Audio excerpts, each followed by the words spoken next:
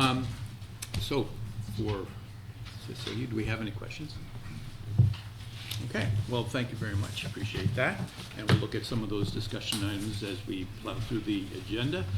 We're going to start with our approval of warrants with a motion that the Common Council approves the warrants totaling $713,463.36, and the same be placed on the Finance Director's desk for payment as presented. Do I have a motion to approve? I've got Len, followed by Don. And if you would. Councilmember Mosier Campoli? Aye. Councilmember Walsh Russo? Aye. Councilmember McHugh? Aye. Councilmember Lepari Shu? Aye.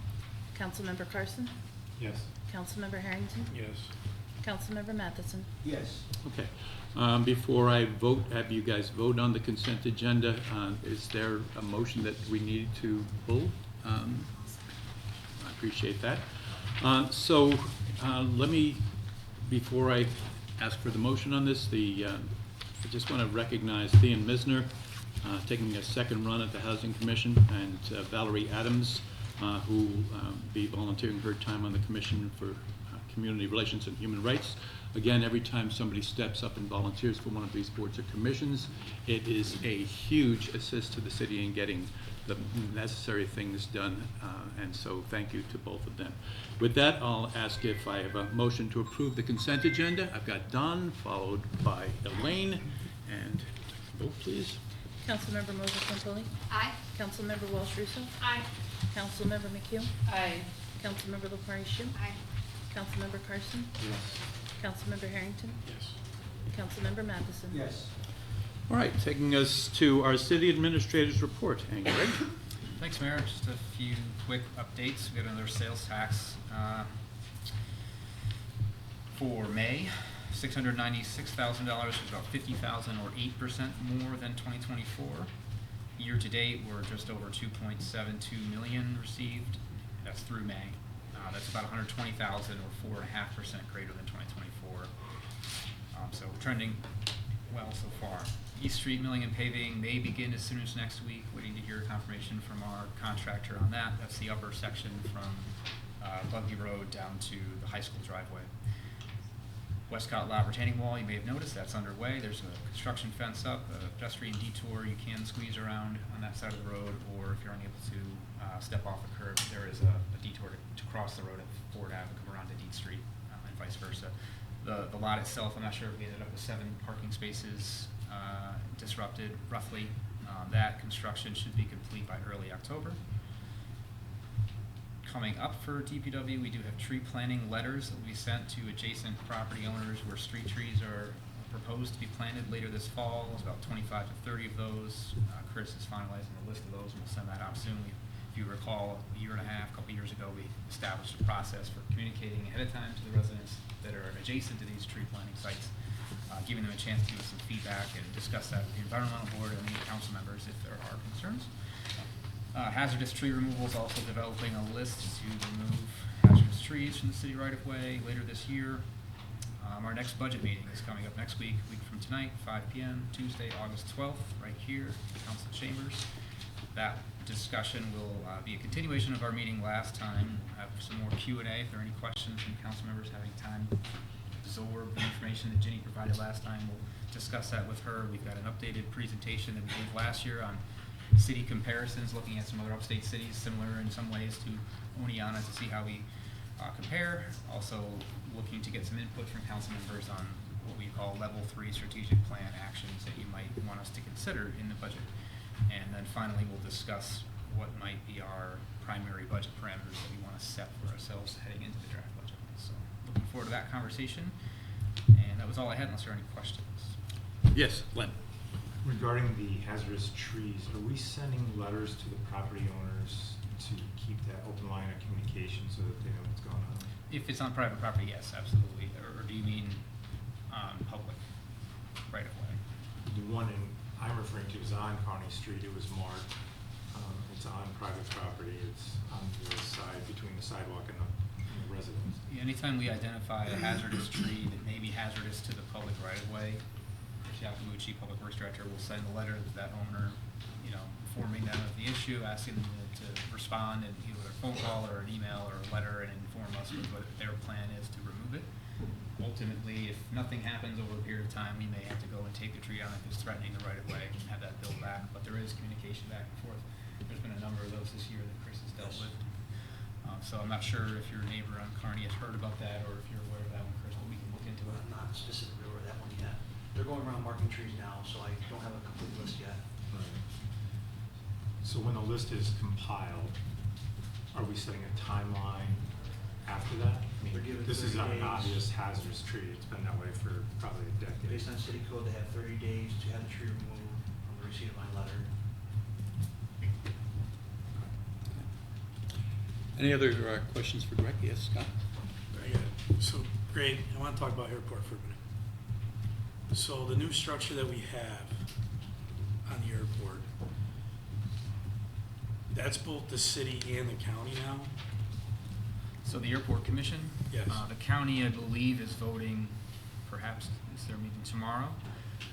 My understanding is they're gonna vote to recommend 2 members to be appointed by the mayor and approved by the council through our process at our next meeting to be added to the airport commission. The commission's made of 5 members.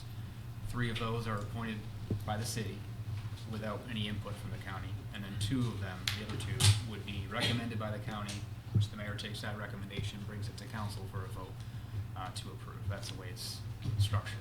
And where do you fit in the structure of this? So I look at it similar to a department with no employees at this point. So the airport commission is, the airport itself is sort of a department, it's a function of the city. So the airport commission is reporting to me and our airport manager. We're in the loop on, we're all in the loop with our conversations with whether it's the FAA or our airport consultant. So I'm kind of the liaison between that department, it's not really a department, it's commission, and the council. And have we gone, since we've done this new structure, have we gone out for any grants or anything like that yet? Since we've done the new structure, no, we, in April, I believe, or maybe it was early May, the council approved, we were meeting in Foothills that night, the council approved this current application that folks are here tonight talking about for the obstruction removal, easement acquisition phase. I think that was this spring that we approved that as the last grant application, or project that we approved moving forward. So being some of the concerns that brought up with the waterways that go into our reservoir, have we looked at that before we started this project on if that will affect us? Have we looked at any studies that way? That's to come. That's definitely part of the process. If you're going to be removing or doing any land disturbance, as Jim Forbes had mentioned, there's going to be DEC regulations that need to be complied with.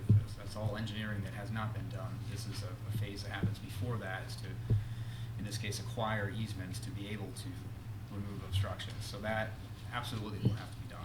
It will be something that needs to be considered. And where, because the first I heard was about eminent domain, and I don't remember ever voting on any eminent domain for anything project up there.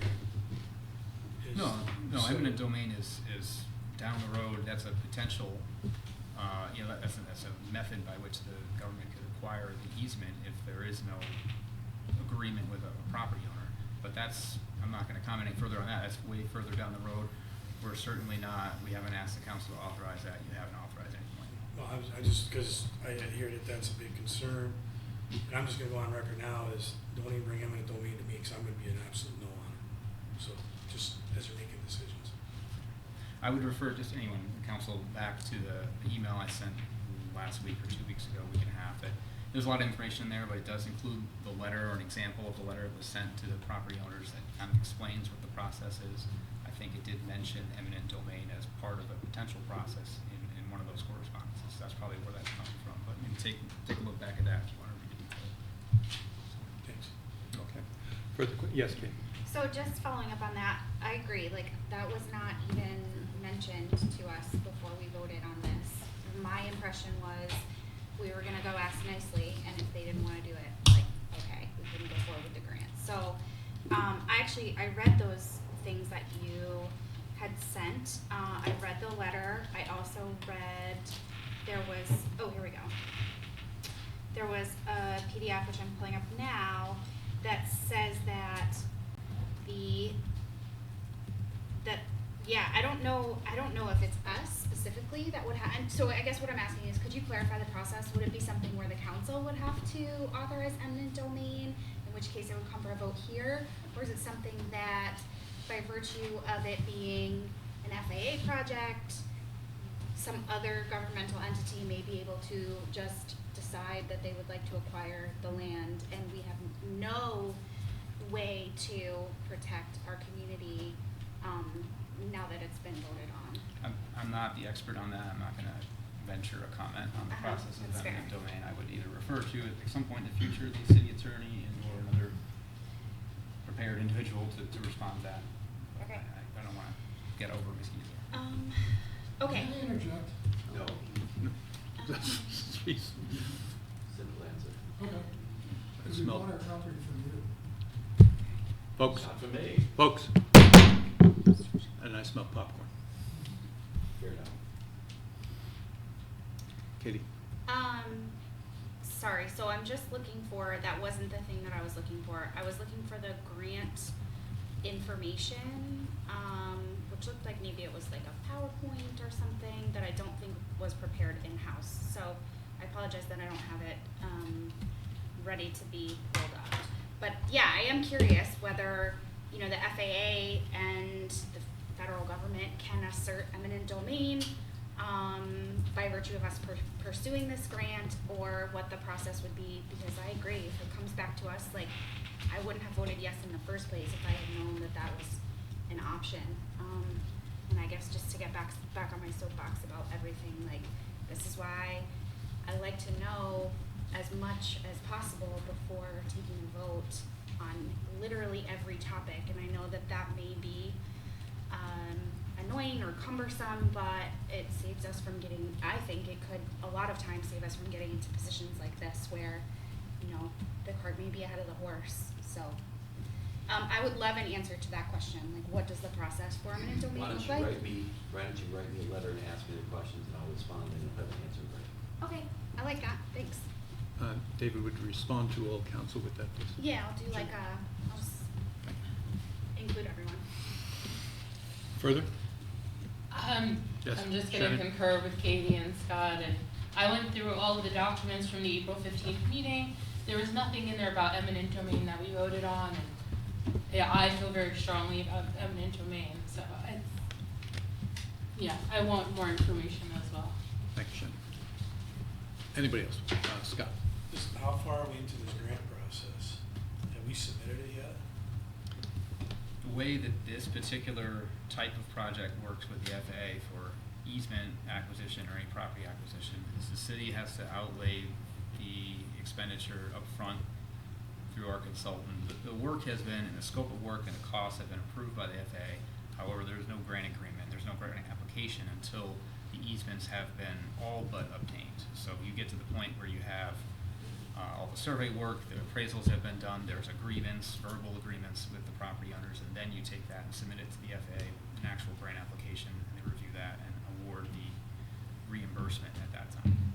So that we have not submitted the grant application. We have coordinated and communicated with the FAA about what the cost is for the engineering consultant and the right-of-way sub-consultant to do their work and what all that would cost. And now we're in the midst of the process, obviously, where homeowners or landowners are being contacted by our consultant to talk about surveying, doing appraisals, and that's where we're at right now.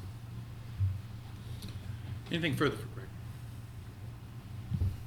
All right, thank you very much. Thank you, Greg. As far as my remarks are concerned, I'm going to keep them extremely short and have them contained to this. Folks, we're going to move into 5 discussion items. Might take a little while. If you are here for this and you've seen what you wanted to see and you want to exit in a way that you're not embarrassed by, this is an opportunity. All right? You're welcome. All right. And then with that, thank you all for your attendance. Thank you all. It's funny, they did like you have a survey.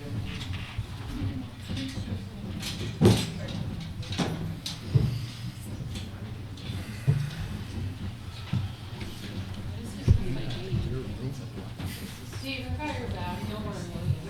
Did you read that correspondence?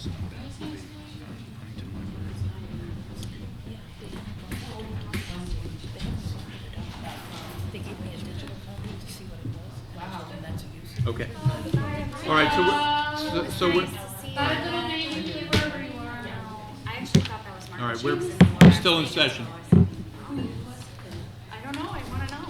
All right, moving on to our discussion agenda and motion number 9, that the motion that the Common Council approves an amendment to the 2025 City of Oneonta fee schedule for the addition of a $500 refundable deposit for all park events held in city parks, excluding pavilion rentals. The council further authorizes a policy to be implemented stipulating that any organization that fails to satisfactorily clean up after their event, resulting in forfeiture of the deposit, shall be notified of a 1-year suspension from eligibility to rent park facilities. And so I've got Len followed by Don. And can we close some doors? I was under the impression, was this gonna come to legislative? What right now we've got the motion is been seconded and Was it seconded? yes, it was seconded by Don. And please. Oh, I'm sorry. And discussion. Sorry. And discussion. Well, that's what happens, you know. Doesn't take much to get my brain addled. And so discussion. Shannon. I thought we were gonna do because there are groups that are utilizing the fields and such, that I know that they would have access to a $500. I thought it was kind of legislative for some restructuring, or maybe I was incorrect. I also remember referring it to committee, but I don't remember which one. I believe we referred it to finance. That's Yeah, why I took it finance. back up to- Yeah, That's correct. Okay. because you did review it, right? Yes, we did. So I saw it was it. referred to finance, and finance has Yep. put it on this And we agenda for had discussion. extensive discussion. So- And not only did we keep the, and we'll have a discussion about the terms of the debate, but we had not only approved $500, but also that there will be a 1-year suspension if there's a failure to comply. So we not only kept it in place, we actually added additional measures. This actually- And we can, we can talk about why that's the case. Yeah, And Scott. what the terms of the discussion entailed. All right, Scott. This originally came out of quality of life and came up, and then we got referred to finance because we're talking about the fee. Yeah. There's so I can't remember how long it took. For some reason, I say 2.5 days, but I know that's not right. But our city park staff had to, because we supplied the bags, we supplied the dumpster, we supply a bunch of stuff, and you can call them, they'll come back out and they'll get the stuff. But they're not even walking over to the dumpster where the area it is, and they're leaving big mounds of garbage, and it's taking our staff almost all days on one shift just about to pick the stuff up. I think it was like 4 hours or 4.5 hours, somewhere in there of our park staff time to pick up after the events. And this is for the big areas where it's not the pavilions, it's for the bigger park, bigger venues that go into the park, because and there's really nothing there for that. So, I mean, it's actually, we're trying to put in the restriction to make sure that they actually walk it over to the dumpster, put it in the dumpster, use our stuff that we're already supplying them. Len. So is it going to be clearly communicated via maybe a piece of paper or something to the folks that want to rent whatever down there that would be subject to this $500? This is our expectations of you. Carrie, could you? Yeah, the application already sets the expectation. Right. And then So with, to Scott's point, it Yeah. says the garbage must be over here at the, not only does it indicate what needs to be done, we have a sit-down meeting with the event organizers, no less than 2 weeks before the event, more than 2 weeks before the start of the event, just so my semantics are correct. To let them know, hey, here is access to the Crafts Pavilion, which has the materials they need. Here is, right down to how many barricades do you need and where can we place them for you? Okay. So the only expectation is that they return it to the condition in which they found it using the materials that we provide to them. Okay, Elaine? Yeah, that was just, I was gonna, mention the sit-down meeting that happens, because I know, with the Pride Fest, Otsego Pride Alliance has sat through those meetings and has stayed in the park until, past 11 o'clock at night, to make sure that the garbage gets to where it needs to go. And I know it's not an easy job, for volunteers to do, but I know if it sits there all weekend, it just probably gets even more difficult, I'm guessing, to clean up, Chris. I'm sure you would speak to that, We'll but. get into it, birds will get into it, Okay. we'll move it around. So then we're no longer just talking about bags of garbage, we're talking about collecting the garbage that has been strewn. Right. Cecilia? So one of the points that we made in our discussion that we all concurred with as a committee was that, and as we heard from city staff, including the director, the DPW director, is that the $500 doesn't even cover the cost for city employees. It's nowhere close to the amount of time that's needed, and the amount of actual work that often is entailed with the cleanup. And that the city really provides everything. It supplies us the cleanup from garbage to dumpster. And so this is just a way to provide accountability, and that we thought that the 500 was reasonable, given that it doesn't really even begin to cover the actual costs. All right, very good. Yes, Katie? Go ahead. Yes, my question is about how long event permit holders have to, because I just was sparked by Elaine mentioning that Single Pride Alliance stays late, like that night. You know, how long does an organizer have to clean up the park, and how are we ensuring that that's done in a timely way? So. I'd like to see it cleaned up by Monday morning. If there's an event through the weekend on a Sunday, by Monday morning when my crew comes in at 5 a.m., it should be cleaned up. Okay. What if it's like on a Saturday, you know? Then I would say by Sunday morning, it should be cleaned up. Okay. And is there a mechanism in place for us to ensure that that's happening, or? Typically what they do when the event organizer is done cleaning up, they take photographs and they send them to Carrie to Okay. prove that they cleaned it up. Okay. And those are date stamped these days. Yeah, right, okay. We talked about something similar with the pavilion, so. Okay. Yes, Elaine? Yeah, I'm just thinking as far as, you know, comparing it to other fees that we have, I think that $500 is also in line with like the deposit on the bandstand as well. Shannon, were you looking to? Yeah, I just think that it is preventative in a way. Like when we have some smaller events in some of the field, I think $500 is a lot of money for them to come up with initially. That's just going to be a deposit for something.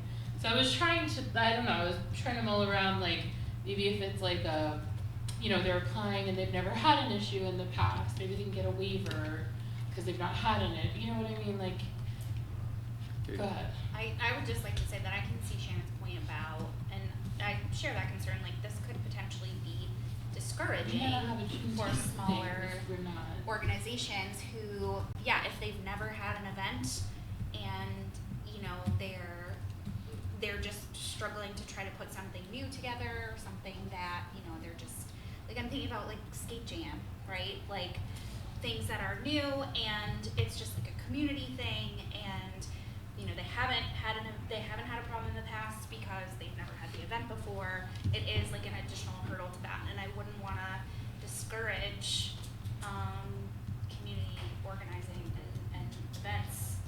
You know, I mean. Elaine? Yeah.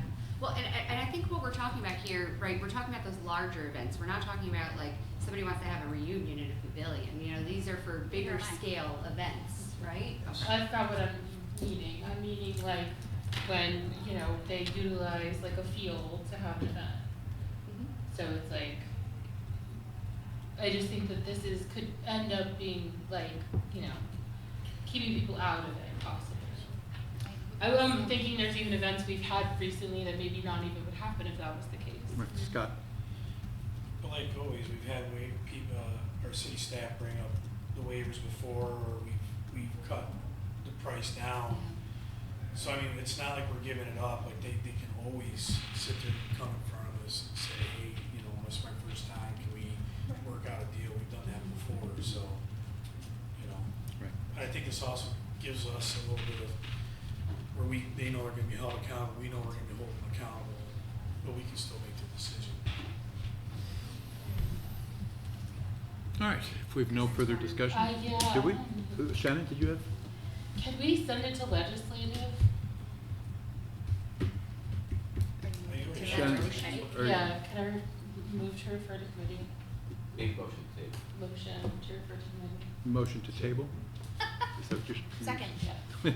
I'm not actually making that motion, Shannon, and then I'll you're second. seconding. Yeah. Councilmember Mosher Campoli? No. Councilmember Walsh Russo? No. Councilmember McHugh? Aye. Councilmember LaParishu? Yes. Councilmember Carson? Yes.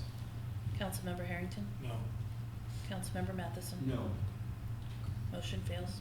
Okay, so we're still with the motion that we had, and do we have more discussion on the motion as it exists?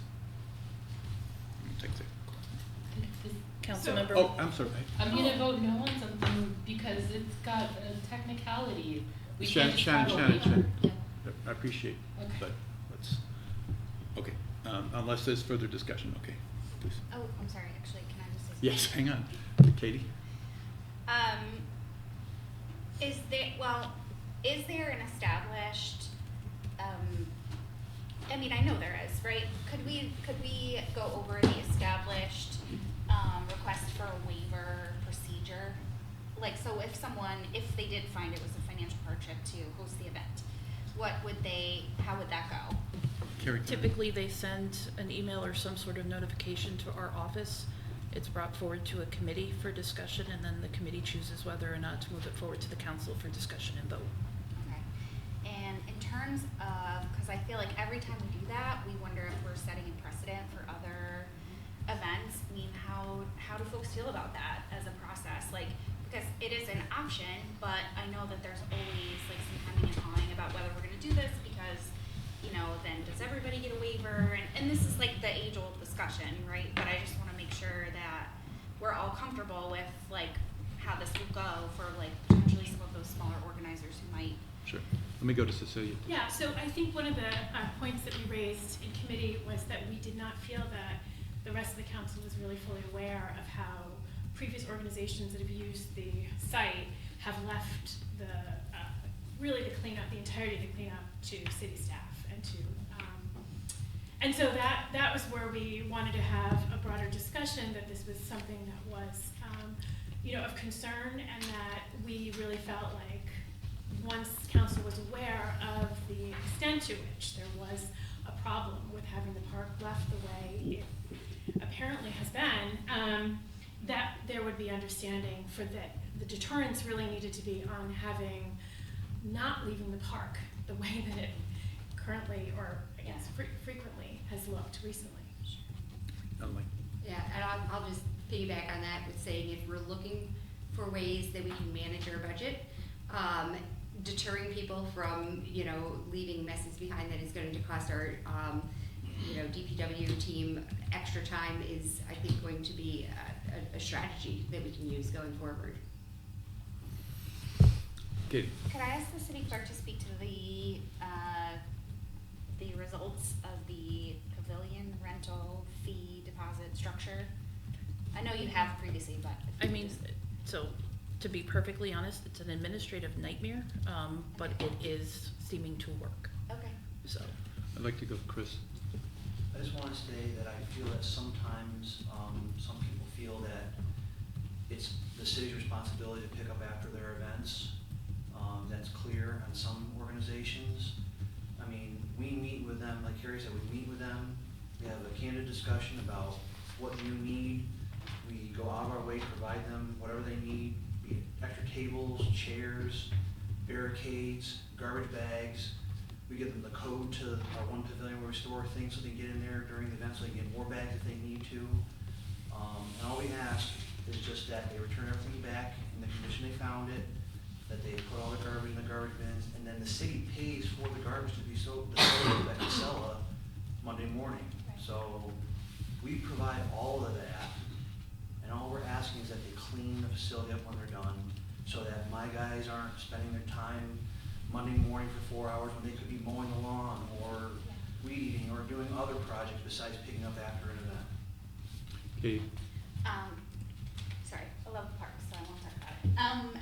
So what I'm wondering is, because our procedure is that, like, if it's a new event, it'll go to the Parks Commission for approval, and then after that, it's basically at the discretion of, like, if it's a returning event, we generally allow it.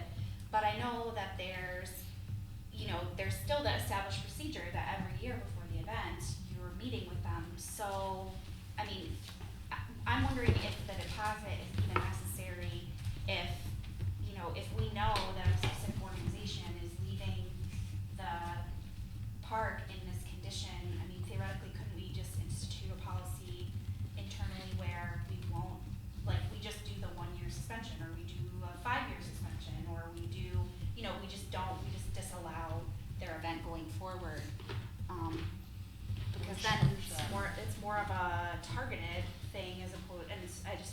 more equal opportunity. Cause if we're meeting with people, then I'm just, yeah, okay, you get my point, I'm gonna stop All right. talking, thank you. Elaine? Yeah, I'm just thinking that, while that does address holding people accountable, it doesn't address the cost that the city is incurring for cleaning up after these events. Can I just speak about that? Cause ideally, we would only be incurring that cost one time, and then we would be like, well, we're not gonna do that again. So, Right, or charge them to have it cleaned up after them. yeah, that's a You good wanna idea. add Let's- it again? Let's wait to be recognized, if you don't mind. Sure. Katie, you were so I close. think All that's a right. good idea. We could charge them. We could bill them. We could write that right into the application. If it's not, returned to its initial condition, you'll have a 3-year suspension and you'll be billed for the cleanup necessary, Okay, something like Elaine? that. I'm just wondering, because we have a deposit, mechanism that we use for other, things already, like I already mentioned, the bandstand is very similar, so I'm wondering, it just seems to me like it would be, maybe more efficient, maybe, and I'm not sure how it would work out best for the clerk's office, but, if we already have a structure that we're using, I think it makes sense to, keep up with that structure. Cecilia? Well, one possibility would be that we had discussed, and I'm not sure, how much support this would get, but we could provide or ask for a check and not deposit the check, or we could ask for a credit card and put a hold on the credit card. If I could jump in here. Dave? Trying to bill an organization or an entity or an individual by the city if they refuse to pay the cost of collection would be triple whatever the cost of the deposit was. It's functionally impossible to collect. And even with a credit card, if someone denies the authorization of the credit card, they will charge, the credit card company will charge back. So expecting the city administration to bill someone after they have left the park in a disorderly condition and think they say, oh my gosh, I feel so bad, I'm gonna write a check to you, is probably unlikely, and again, the collectability of it would be very, very low. Yes, So, Cecilia? my point was more that we could ask for a check and not deposit the check, or you could, Then somebody could put a stop order on the check. yeah. I mean, a check's a piece of paper that you can I know. cut off anytime. And like but then we'd also discuss a hold on a credit card, would that be a similar kind of The potential credit card can always be snafu? charged back. Okay. Katie? Could this be something that's added to the code that would allow it to be a code violation for use of the park? And who would you, again, so you have a code Then it would be like violation, an and then how do we then you- enforce any code violations?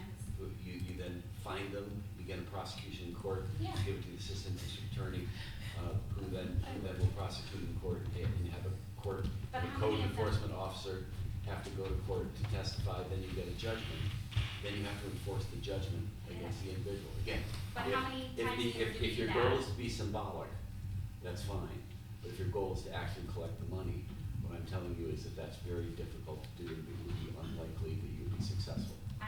Okay. If it got to that point, I would agree, but how many times have we gone to court over code enforcement this year? Oh, probably 100 times. Okay, and how many fees have we collected from code enforcement? Yeah. But So, again, when we do a they code- are enforceable, it's just a matter of that Correct, some but it people becomes won't pay enforceable them. against the property owner. We have somebody who's coming in and running a thing, and then they're gone. That was a good key distinction, thank you very much. All right, Elaine? I'm curious, how often, your department is having to clean up after these events? How frequent has this happened? I don't know, Carrie, half a dozen a year. Okay. Yeah, give All or right. take. Thank you. Further discussion? Sorry. We'll take a vote. Councilmember Moser Campoli? Aye. Councilmember Walsh Russo? Aye. Councilmember McHugh? I abstain. Councilmember LaParishu? No. Councilmember Carson? Yes. Councilmember Harrington? Yes. Councilmember Matheson? Yes. Passes. Okay.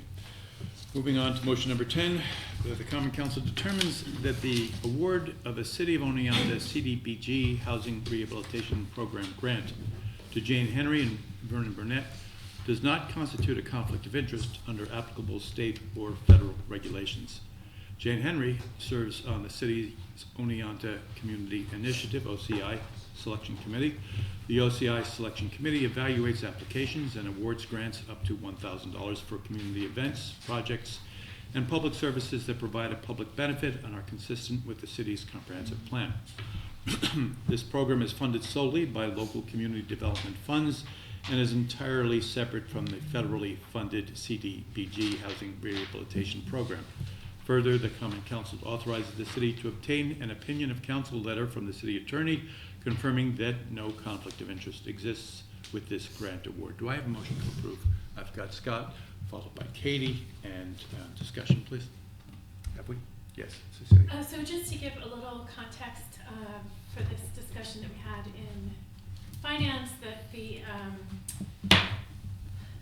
conflict of interest here is non-existent, or at least doesn't seem to be pronounced legally, if I'm not I do not believe that's correct. So I just wanted to kind of frame that.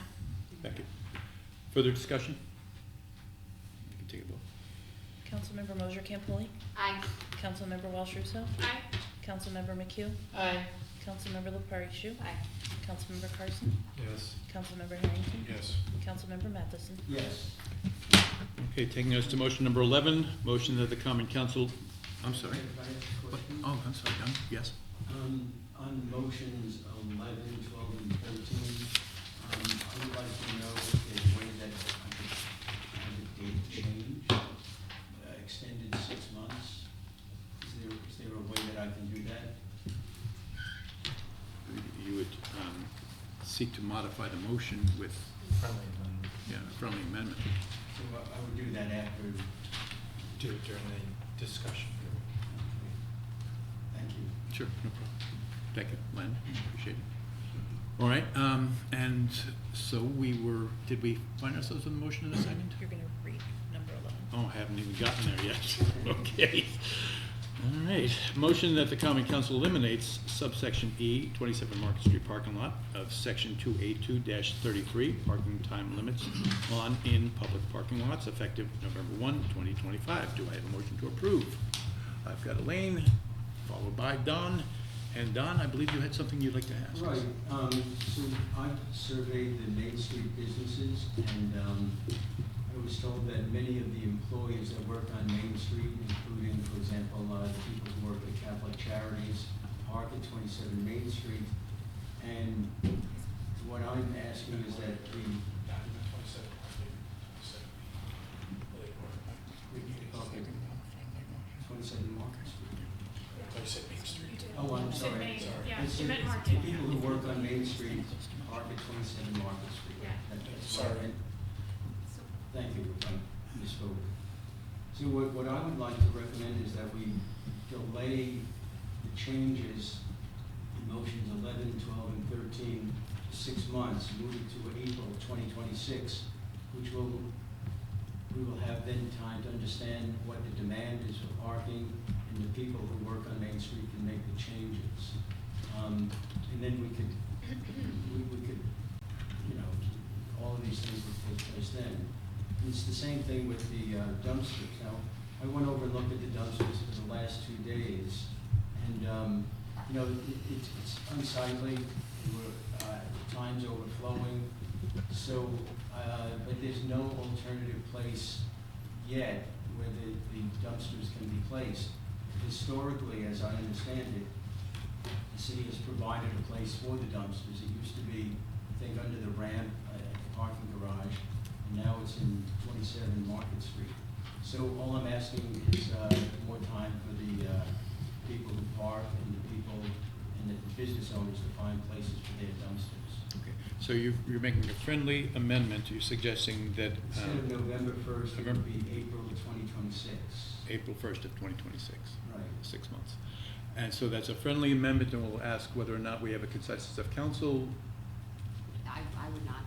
and we agree with don't, that. we don't have a No. consensus of council. Can I? Yes, Okay. you're in discussion. Because the whole point of stopping at this time is because we will have more parking available across the street at 47 Market. There's way more parking spaces, and it is zoned to be a parking lot.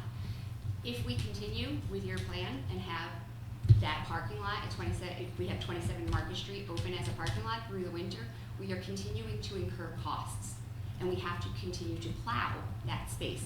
And so our recommendation from the committee was to stop at this time when the new parking lot opens, so that we don't have to continue to incur costs for a piece of land that's not zoned to be parking. Further discussion on this? Yes, Lynn? So the piece of legislation that we voted on that allowed 27 Market Street to become a parking lot, was there a sunset date on that? I don't believe so. And so before we move forward on these three pieces of legislation, wouldn't we have to end that one? Because it would still be on the books. That is what 11, motion 11 does. It removes a section that had been added. So there was a section added that established 27 Market Street parking lot with Okay. a certain time regulation, 24 hours. So by removing that would eliminate any parking regulations existing for the lot, so. Yes, Lynn? So the building owners on Water Street, they've known for several months, I would imagine, that the refuge that they produce within their facilities, they're responsible for a new location. And have any of them been working with city staff on developing what those look like? Because we know that our rules say we've got to have a screened-in refuge area. Has anybody on Water Street been working with city staff on that? No, when we had a meeting with Water Street residents, we invited them to come and sent them correspondence before the demolition project started to talk about the impacts to their properties. That was something that was discussed at that time and made clear that, you know, we're looking to move the dumpsters over to 27 Market Street, but ultimately the city, whatever we do with 27 Market Street, those dumpsters may not be there, and ultimately it's their responsibility to figure out how to handle their trash with the haulers. If there's a way that the city can assist, they could come propose something to it, is how I phrased it to them, and we'd certainly be willing to talk, but we have not heard from any of them since then. Right. That was in 24 or 23 that we had those discussions. And so have we sent a letter or had them all back in the same room again just to have that transparency? I'm just concerned that the day that we're putting on this, that it will probably catch some of them off guard. And we're gonna have a refuge issue to deal with on Water Street. I remember what we went through and why it ended up on 27 Market Street, so I'm just trying to avoid that again, that's all. Yeah, personally, I think they haven't responded, and they didn't really respond in a way that suggested they were looking into anything at the time when it was explained. I think by establishing an end date would certainly get folks' attention, and they might come back and say, hey, there's nowhere else for us to put our trash. Let's work out an agreement to keep it at 27 Market, or to use Water Street, or to do something somewhere. Or they could figure out their own solution inside the buildings. Some have it stored inside, they bring it out on trash day.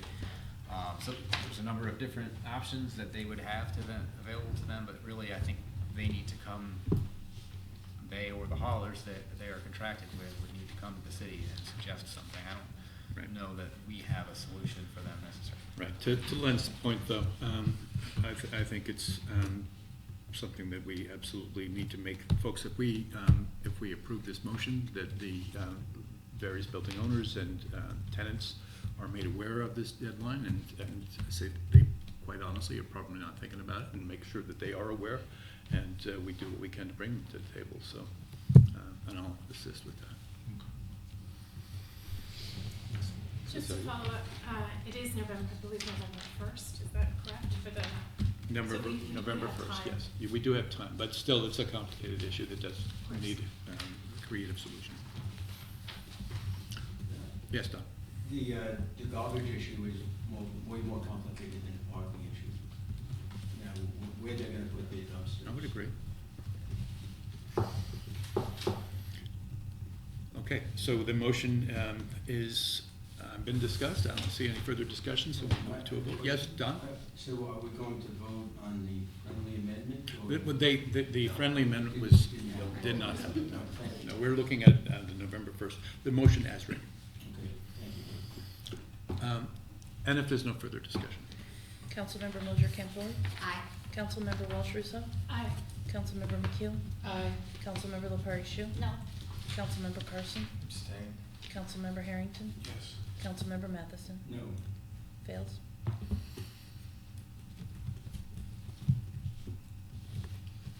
Okay, to figure out what we do with that. We'll move on to motion 12.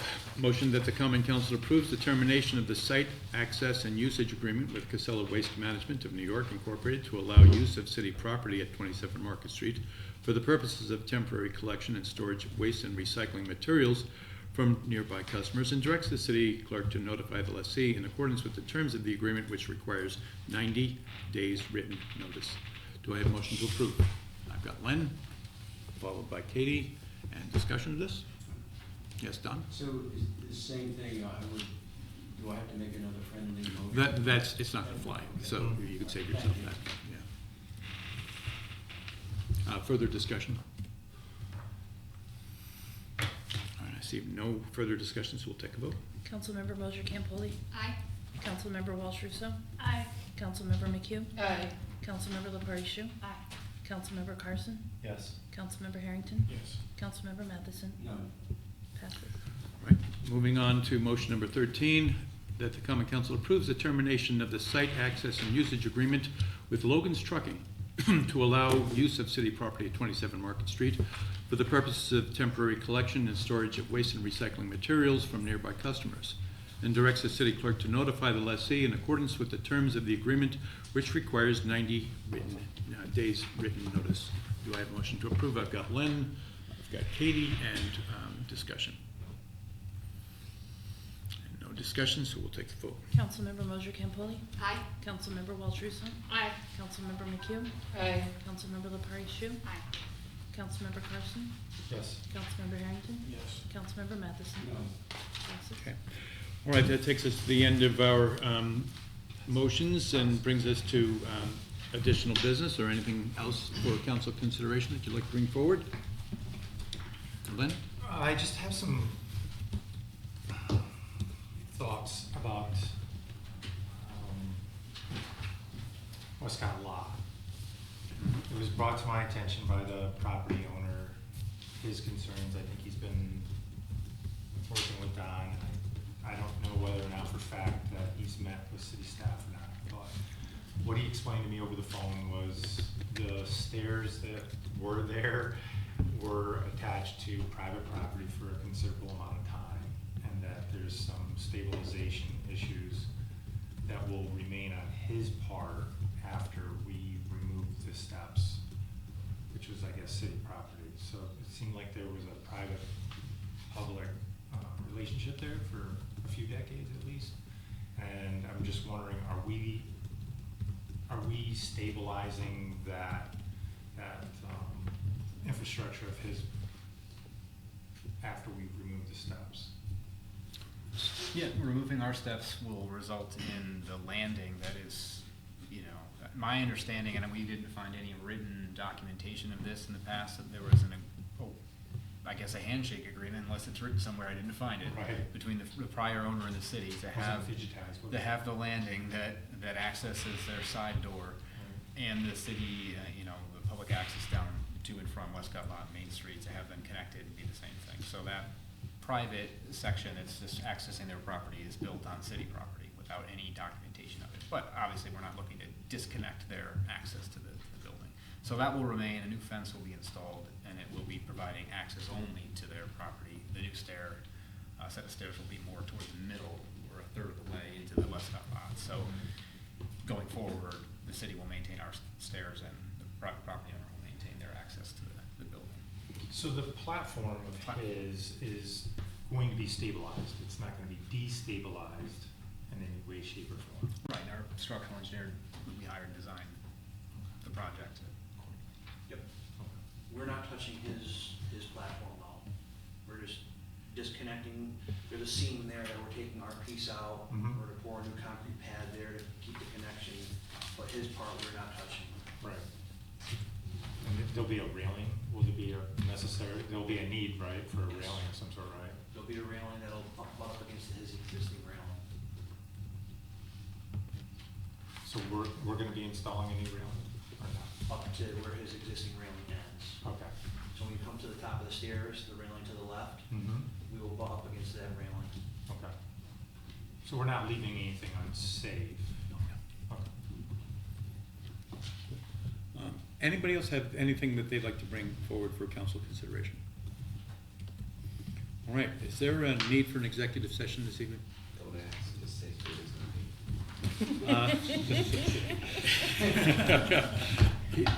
Apparently, there being no need for an executive session, I feel like I can move right to adjournment.